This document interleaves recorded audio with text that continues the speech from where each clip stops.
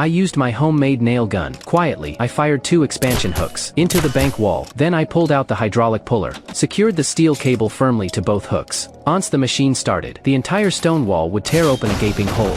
After that, we carried our tools and submerged toward the vault's massive security door. I pulled out the electric drill and began drilling furiously at the lock cylinder. But we had only 10 minutes. The moment the system detected an anomaly, the police would be on the scene. My partner immediately produced chemical agents and poured them into the lock cylinder in precise proportions. Within 10 seconds, the lock cylinder underwent a violent reaction.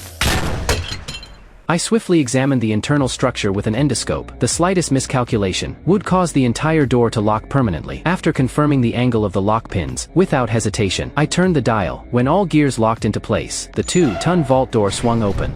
Inside lay neatly stacked gold bars, but my eyes darted straight to the cash beside them. Gold bars were too heavy, while 10 million in cash felt surprisingly light. Just as we thought we'd succeeded, the area outside was already surrounded by armed personnel. They chained the bank doors shut, the other end secured directly to an armored vehicle.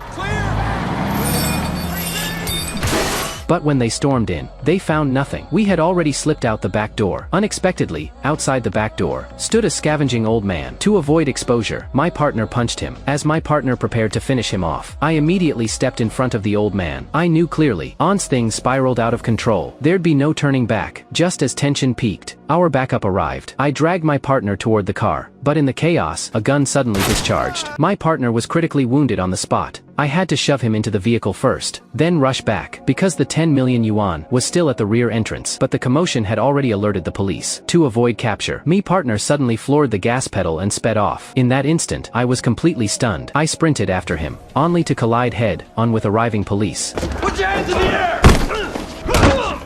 After breaking free, I hijacked a police car, desperate to escape. But the pursuit closed in relentlessly, cornering me into a parking garage. I'd already cast aside thoughts of life or death. But just as I shook off the pursuers, the exit was blocked by roadblocks. I had no choice but to ram through. Tires shredded on spike strips, the car spun out of control and crashed into a factory. I found myself strangely calm. I walked straight out, only when SWAT officers pinned me to the ground, had vanished without a trace.